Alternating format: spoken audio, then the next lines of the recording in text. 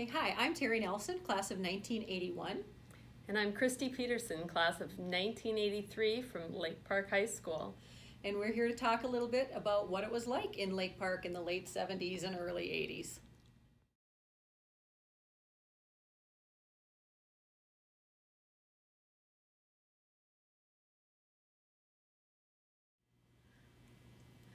So when I was in high school, it was called Lake Park Parkers, and our school colors were blue and white, very bright blue. This was our cheerleading uniform as a JV boys basketball cheerleader, and this was the uniform that I wore as a senior for the boys basketball cheerleading squad.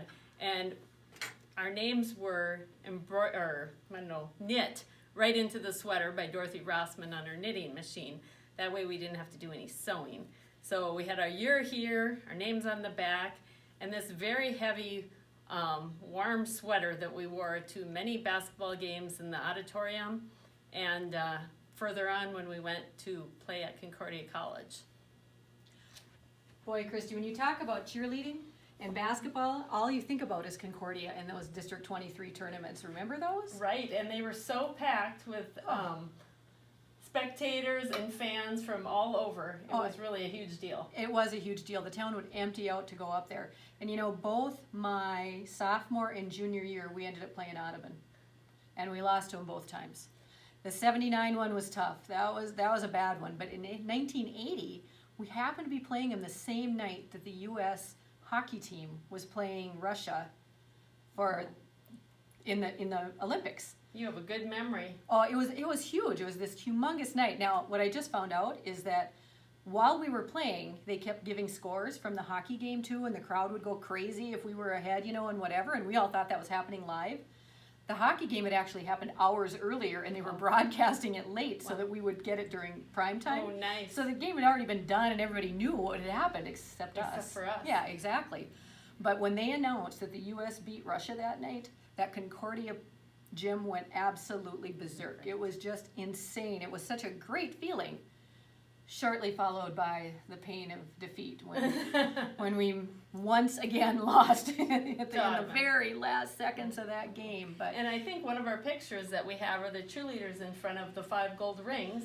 Yep. Jim Halverson, I believe, drew that and colored in all the 5 gold rings for our team with all the players' names on it. So that was quite a good memory too. That was quite a year.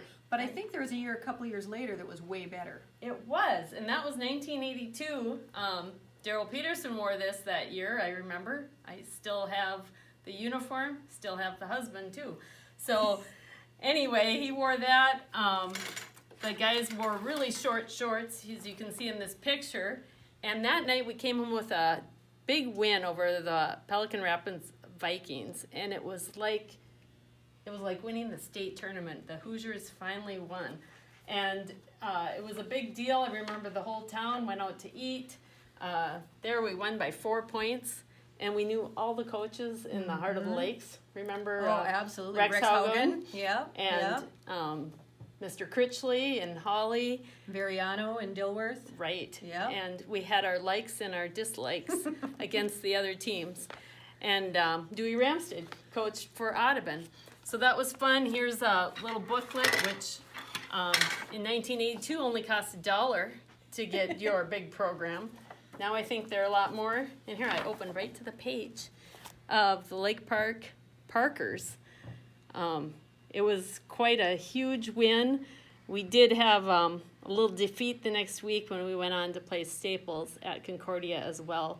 And I believe they beat us by 3 points. I remember it was close. It was a very close game, and we did not score very much either. But then somebody came up with the hats, which are located at the museum, if you want to come in and check it out.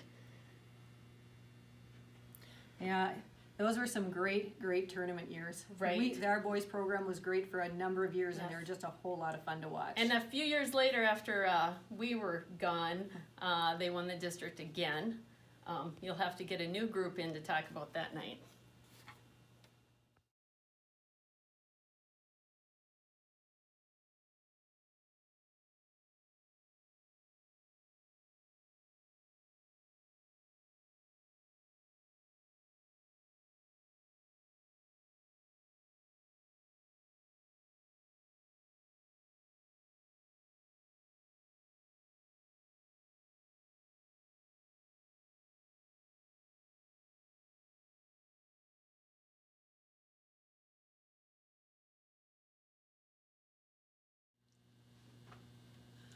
Okay, so now we're going to talk about homecoming and football and how things have changed kind of over the years, because it's a whole lot different than we remember it, Right. right? We remember everything. Well, and perfectly, with no glitches, right? But we're going to go way back to the homecoming of 1967. And if you look really carefully at this picture, you see this adorable little girl in a, what you can't tell is a green dress. That would be me. Way back when, in my green dress and patent leather shoes and white gloves, I thought I was the absolute bomb that night. But look at the pageantry. I mean, this was such a big deal, the decorations and everything else. But do you know where this was? Where was it? In the The- auditorium? No, the cafeteria. Oh, in the cafeteria. Back then, way back when, coronation was in the cafeteria in the old high school. And I remember when we moved here, all the coronations were held in the auditorium, which is now located near the swimming pool. And part of it is torn down. But we had prom, graduation, and Everything. coronation, and everything, and all our basketball games and volleyball games there. But I remember we always had it at night, and it was a big deal. People dressed up, and we had a bonfire afterwards. Yeah. And it was always held on a Thursday night, I think at Yep. 7 o'clock. Yep, and everybody showed up. Right. The place would be packed watching that coronation. And another thing we did at homecoming was you could buy a homecoming button. We have several of them here. I think the buttons were $5. It got you into the game I and think the you're right. coronation. And we would dress up all week. There were different buttons every year, sometimes relating to the team we were playing. And of course, we always wanted to win that homecoming game. Twice during my high school years, homecoming was on my birthday. In 7th grade, it was the night of the dance, so guess who got to stay home because her mother didn't think 7th graders belonged at a homecoming dance. Happy birthday to me. But my senior year, the game and dance were on my birthday again. Oh. And that time Mom let me go. That was cool. But it was kind of fun because if you remember, not only did we do like the coronation and everything, but the volleyball team would get recognized too. We would have there was a game that week at home usually, and there'd be a big deal made about it, and we were a big deal in the Pep Fest and everything. So everywhere I went that week, they sang happy birthday to me in front of everyone. I was line judging at the JV game. They sang happy They birthday. sang happy birthday to me. Had to go out during the Pep Fest. They sang happy birthday to me. Nice. It wasn't as much fun as it maybe sounds. And another thing they did was we also recognized the football team. We had a guest speaker and usually special music. And the band would play at least one piece. And as you walked in and walked out, the band would always play. So it was a big deal. The spotlights and the decorations were over the top. Yep, coronation was huge. And football was big. But there was only one game of the year that really counted. Homecoming. Well, Audubon.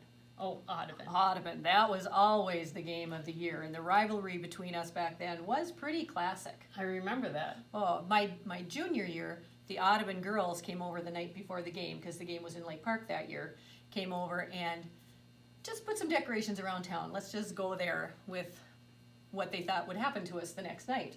So my senior year, we decided we needed to retaliate. So all the girls got up at about 2 in the morning and drove over to Audubon and decorated their football field with some various things that probably would be frowned upon today. We also managed to get into the school building, because in those days buildings were unlocked as soon as the custodians got there. So at about 6 in the morning, we went through their school and put posters up all over and plastered all the cars in town with little leaflets about what we were going to do to the Zephyrs that night. It was a lot of fun. It really was. And now Terry lives in Audubon. Only by my address.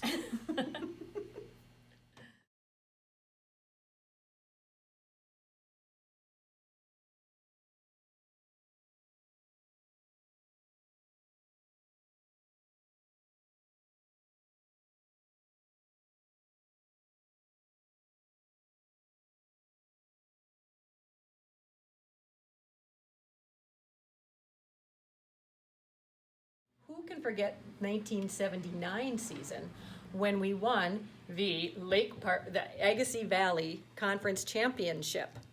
It was such a big deal. And I think, I'm not going to say it because I might be wrong, but it was a big deal. So then the first round of playoffs was in Lake Park against McIntosh. But the night before, it snowed.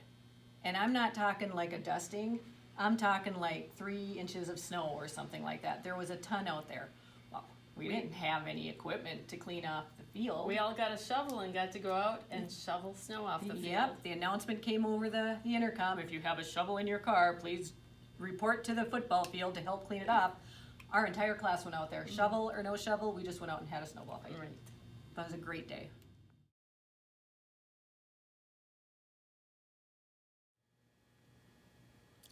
Okay, so we've talked about football and boys basketball. We probably should talk a little bit about girls athletics too.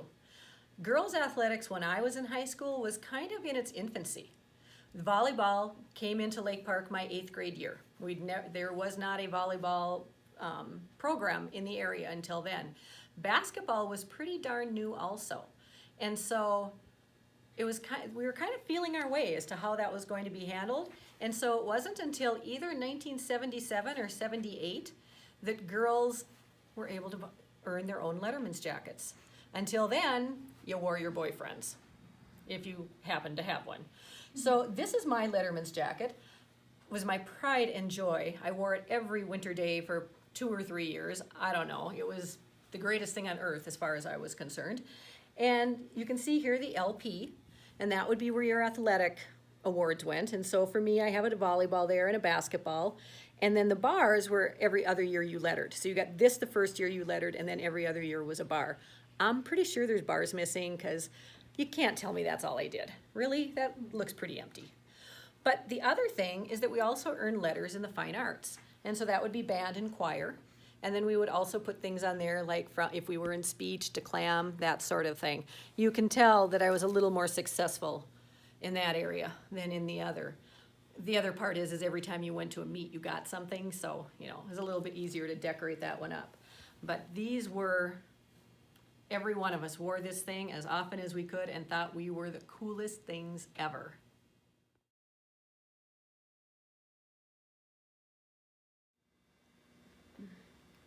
Well, this sure has been fun reminiscing and looking through all these things at the this Historical Society tonight. Yes, we have lots of memories and similar stories to share. Pictures to laugh at. I mean, seriously, what was I thinking? Holy man. We have a lot of that. What were we thinking? Yep. So, guys, if you want to have this kind of fun, come on into the Historical Society and look and see what you can find from your memories of being in Lake Park at whatever era you were here. And if you're cleaning out your basement, you know where to bring your souvenirs.